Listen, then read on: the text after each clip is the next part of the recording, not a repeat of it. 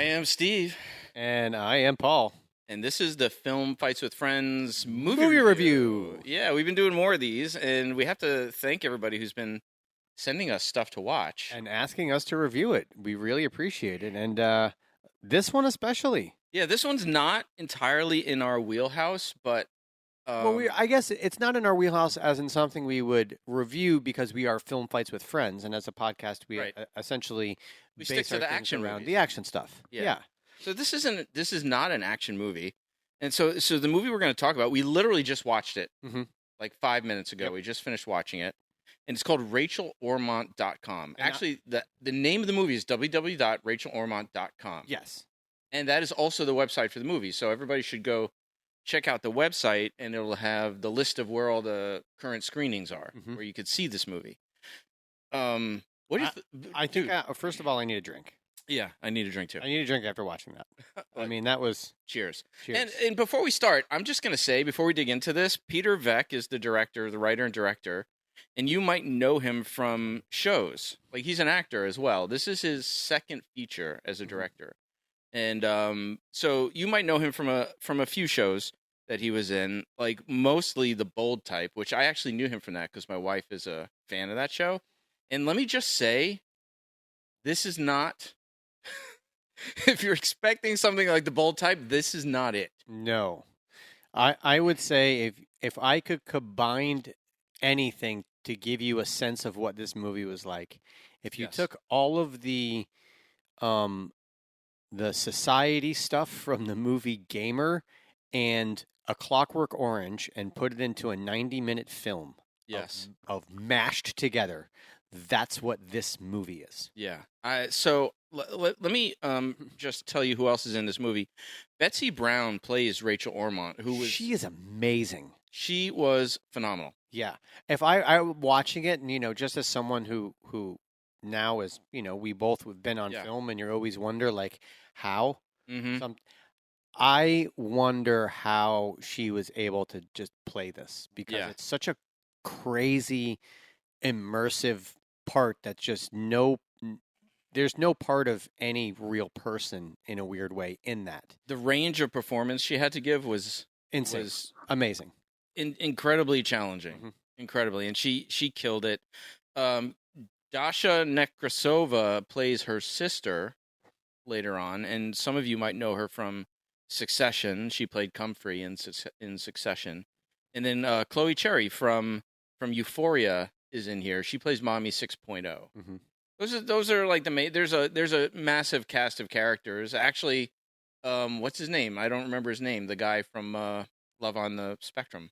Oh yes, I forget his name too. But that's a fun little bonus if you guys watch cameo. Love on the Spectrum. That's a great cameo, and he was absolutely hilarious.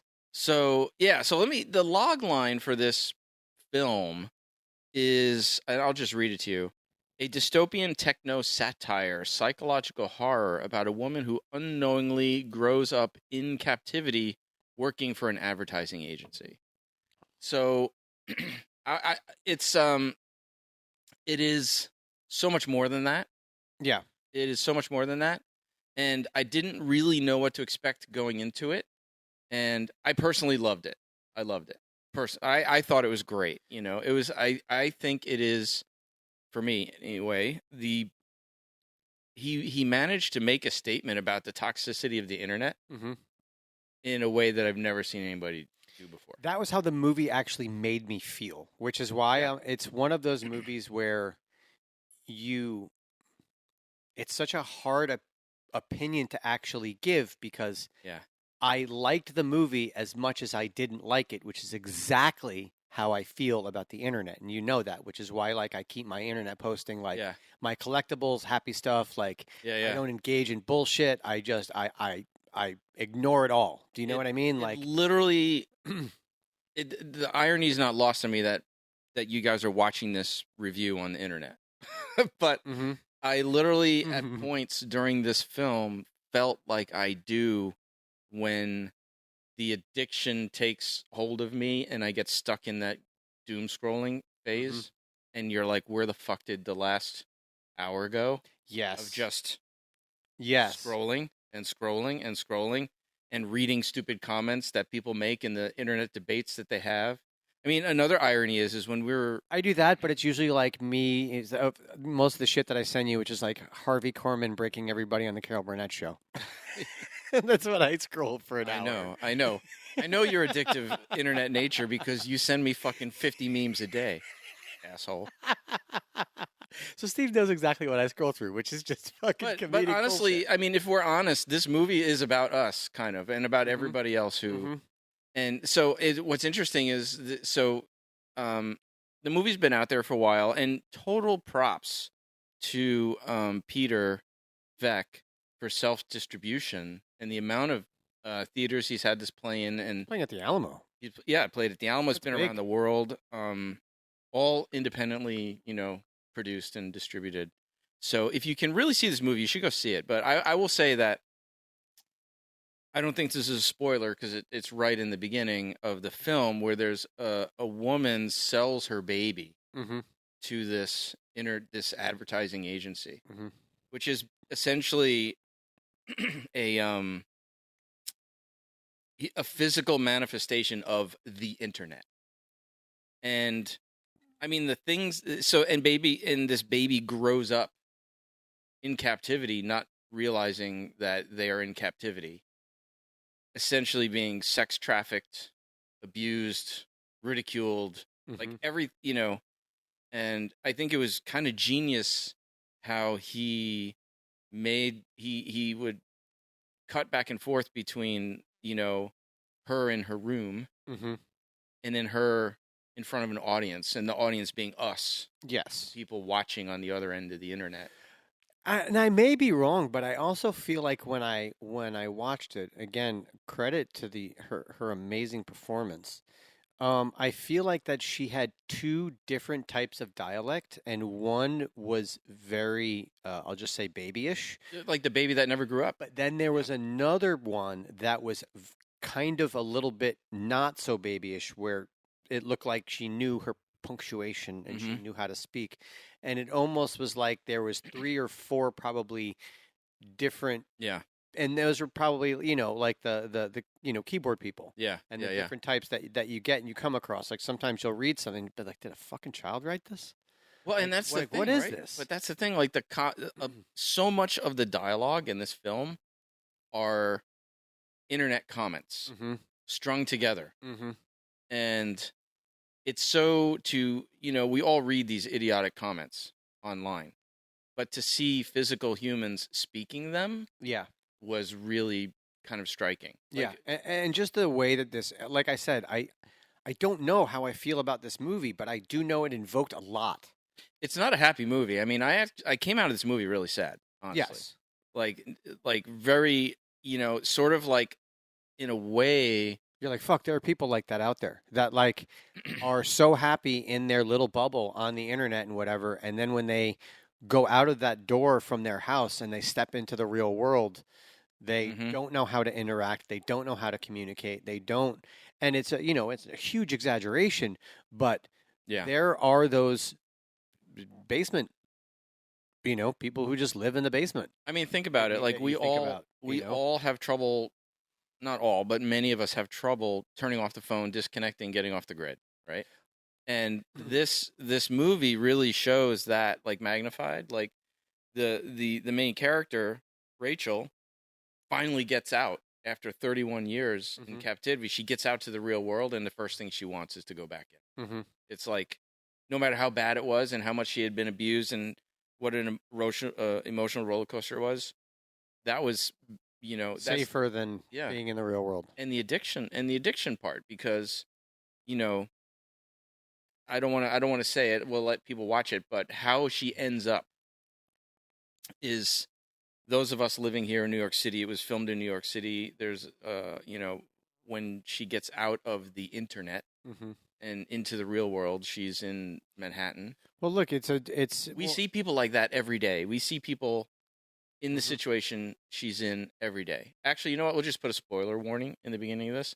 But she becomes like a homeless person on the streets. Like the person that we would walk past, that we do walk past every day, mumbling to themselves, urinating on the ground, living in a cardboard box or whatever. that we see daily, and it puts it in a very human context. Mm-hmm. You know, it was really, really powerful. Yeah, there were so many points in the movie where I'm like, why don't I just shut this off? And then I was like, oh, this is why. Yeah. Just like the fucking internet. Yes. Like it was like, that's why I was like, I don't know how to tell you how I feel about this movie because I don't know how to tell you how I feel about the internet. Dude, when I was researching this, like, it's good and terrible. Yeah. Yesterday, well, it has all of it, just like the internet, right? Yeah. And I was researching it yesterday, and I found a thread on Reddit. Mm-hmm. Somebody had posted like, my 16-year-old daughter really wants to see this film. Should I take her? No, you should not. I guess she probably wanted to see it because of Chloe Cherry from Euphoria. Look, for the same reason you wouldn't just let your kid freely roam on the internet, you don't want to take your kid to see this movie. It has everything the internet has. Everything. Well, we'll just leave it there. Everything. Well, and reading the comments on that thread is literally like watching this movie.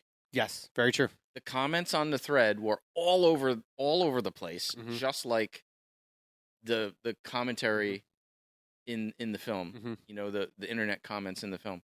It was a mirror of reality. You know what I mean? I also like how when they were doing the commenting scenes, it was very much like, I don't know if you've ever seen Confessions. Of course you have. You've seen Confessions of a Dangerous Mind. Of course. So a lot of it when they were going in and out of anything he's in, dude. The old episodes and stuff of the editing reminded me very much like that when they would flash back to an old episode and then they would kind of like go back to like him fucking just being drinking in his room or whatever. Yeah. And my God, the editor. His name is Brad Turner. Brad Turner. Holy moly, man. My hat goes off to you because you did an absolutely phenomenal job of editing this film. Wow. You know, they say the edit is the final rewrite. For this guy, definitely had his work cut out for him. Yes. And to just put all of the words and the imagery and everything to fit together so perfectly. Again, a great job.